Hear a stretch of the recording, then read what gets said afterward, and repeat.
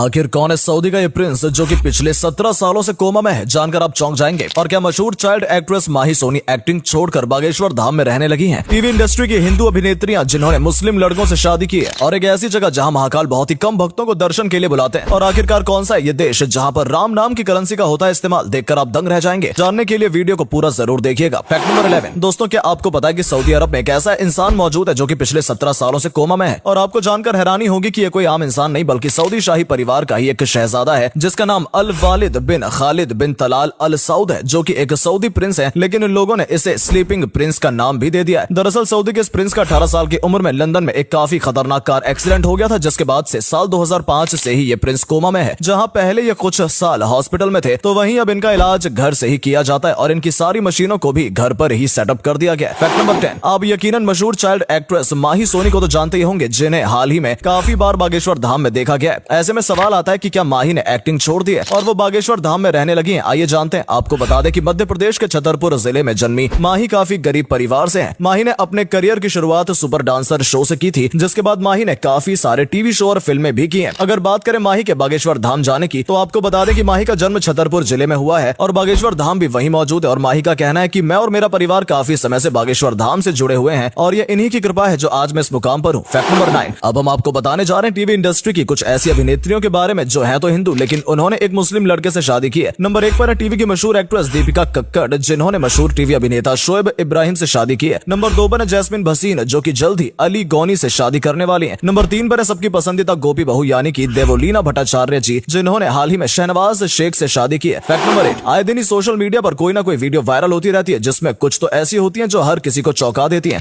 और एक ऐसी ही वीडियो के बारे में हम आपको बताने जा रहे हैं। वायरल हो रही इस वीडियो में आप देख सकते हैं कि कैसे पहाड़ों की ऊंचाइयों पर एक शिव मंदिर मौजूद है, जिसके पास तक पहुंचने में आपकी जान भी जा सकती है। वीडियो में यह दिख रहा है कि कैसे एक महिला केवल उस शिव मंदिर के दर्शन के लिए अपनी जान की परवाह किए बगैर तेज हवा में भी इस खतरनाक रास्ते पर पार कर रही हैं, जिसके दोनों तरफ काफी गहरी खाई भी मौजूद है। सोशल मीडिया पर यह वीडियो काफी वायरल हो रही है, जिसमें कुछ लोग महिला की तारीफ कर रहे हैं तो वहीं कुछ इसे पागलपन भी बोल रहे हैं। फैक्ट नंबर 7 हाल ही में पूरी दुनिया में ईद का त्योहार मनाया जा रहा था, जिसके चलते पूरी दुनिया से लोग ईद की मुबारकबाद दे रहे थे। लेकिन आपको जानकर हैरानी होगी कि अंतरिक्ष से भी धरती के लोगों के लिए ईद की मुबारकबाद आई है। जी हाँ, सुनने में भले ही आपको अजीब लगे मगर ये सच है। दरअसल अंतरिक्ष में मौजूद इंटरनेशनल स्पेस स्टेशन से यूएई के अंतरिक्ष यात्री सुल्तान अल नियादी ने एक वीडियो शेयर किया, जिसमें वो अपने साथियों और दुनिया भर के लोगों को ईद की मुबारकबाद दे रहे हैं। आपको बता दें कि मार्च 2023 में नियादी स्पेस स्टेशन पहुंचे थे और वो इंटरनेशनल स्पेस स्टेशन में जाने वाले अरब जगत के पहले एस्ट्रोनॉट हैं। फैक्ट नंबर 6 भारत में आए दिन ही नए नए फ्रॉड आते रहते हैं, तो आपको पता ही होगा। और एक ऐसा ही फ्रॉड इन दिनों काफी चल रहा है, जिसके चक्कर में अगर आप भी पड़ गए हैं तो आपका भी बैंक खाता खाली हो सकता है। दरअसल ये फ्रॉड इन दिनों केरला में काफी चल रहा है, जिसके चलते आप किसी भी यूपीआई स्कैनर से अगर पेमेंट करते हैं तो कुछ समय के अंदर ही आपका अकाउंट फ्रीज कर दिया जाता है और फिर आपके पास मैसेज या कॉल आता है कि आप अपना अकाउंट अनफ्रीज करवाने के लिए इस साइबर सेल पर आ जाएं। फिर साइबर सेल पर जाने के बाद आपसे वहां घूस ली जाती है और अगर आप घूस देने से मना कर देते हैं तो आप पर कोई भी केस लगाकर जेल भेजने की धमकी दी जाती है। ये फ्रॉड अभी तक केरल के 300 से ज्यादा लोगों के साथ हो चुका है। फैक्ट नंबर 5 क्या आपको पता है कि इस दुनिया में एक ऐसा देश भी मौजूद है जिसकी करेंसी राम है? और आपको जानकर हैरानी होगी कि यह करेंसी डॉलर से भी ज्यादा पावरफुल है। हम बात कर रहे हैं GCWP की, यानी कि global country of world peace की। इस देश की करेंसी राम है और आपको जानकर हैरानी होगी कि एक राम $10 के बराबर है। इस देश की स्थापना महर्षि महेश योगी ने साल 2000 में की थी और यह देश वैदिक सिद्धांत पर चलता है। हैरानी वाली बात तो यह है कि अमेरिका के बड़े बड़े वैज्ञानिक, डॉक्टर और न्यूरोलॉजिस्ट भी इस देश में राम राज्य को अपना रहे हैं। फैक्ट नंबर 4 भारत में आज तक वैसे तो कई सारे राष्ट्रपति हुए, लेकिन आज भी क्यों लोग एपीजे अब्दुल कलाम को सबसे अच्छा प्रेसिडेंट मानते हैं, इस बात को आप बस एक चीज से समझ सकते हैं। देखिए, ये तो आप जानते ही होंगे कि राष्ट्रपति जितने साल राष्ट्रपति भवन में रहता है उसका उसे कोई किराया या अलग से पैसा नहीं देना पड़ता है। और तो और रिटायर होने के बाद सरकार राष्ट्रपति को उस शहर में बंगला बनवाकर भी देती है जैसे राष्ट्रपति की इच्छा हो। जैसे कि राजेंद्र प्रसाद के रिटायर होने के बाद उन्होंने सदाकत भवन में अपना एक छोटा सा घर बनवाया था, तो वहीं प्रतिभा पाटिल के रिटायर होने के बाद तो उन्होंने अपने लिए एक बड़ी सी बिल्डिंग बनवाई थी। लेकिन आपको ये जानकर हैरानी होगी कि एपीजे अब्दुल कलाम के रिटायर होने के बाद उन्होंने सरकार से किसी चीज की मांग नहीं की, बल्कि वो बस अपने 2 सूटकेस उठाकर चल दिए और उनकी इसी सादगी की वजह से लोग उन्हें इतना पसंद करते हैं। फैक्ट नंबर 3 सिद्धू मूसेवाला का मर्डर करने वाले गैंगस्टर लॉरेंस बिश्नोई ने हाल ही में अपने एक इंटरव्यू में यह कहा था कि उसका सपना सलमान खान को मारना है। ऐसे में सवाल यह आता है कि क्या होगा अगर सच में लॉरेंस ने सलमान खान को मार दिया या मरवा दिया। देखिए, पहली बात तो सलमान की पावर और सिक्योरिटी को देखकर तो ये इम्पॉसिबल लगता है, लेकिन फिर भी अगर ऐसा हुआ तो पूरे देश की कंडीशन काफी बिगड़ जाएगी और हर तरफ दंगे होने लगेंगे। जैसा कि आप जानते होंगे कि सलमान खान की बॉलीवुड से लेकर पॉलिटिक्स और अंडरवर्ल्ड में भी काफी जान पहचान है। ऐसे में सलमान के मर्डर के बाद इन सब इंडस्ट्रीज में में काफी डर का माहौल बन जाएगा और ये बात भी तय है कि इसके बाद या तो पुलिस लॉरेंस का एनकाउंटर कर देगी या फिर कोई और ही लॉरेंस को मार देगा। फैक्ट नंबर 2, क्या आपने सोचा है कि पारंपरिक मसाले, पारंपरिक रेसिपी और दादी नानी के हाथ के जायके वाले देश भारत में अगर कोई यूरोपियन फ्रेंच डिश आए तो वो कितनी चलेगी? शायद आपका जवाब हो बिल्कुल भी नहीं। दरअसल आपको बता दें कि हम बात कर रहे हैं फ्रेंच डिश क्रोसिएंट की, जो कि आपने बड़े बड़े 5 स्टार या फिर प्रीमियम रेस्टोरेंट पे तो देखी ही होगी, लेकिन फिर भी लोगों के बीच ये डिश इतनी पॉपुलर नहीं है। मगर ब्रिटानिया को इस डिश में एक स्कोप दिखा और उन्होंने लॉन्च कर दिया ब्रिटानिया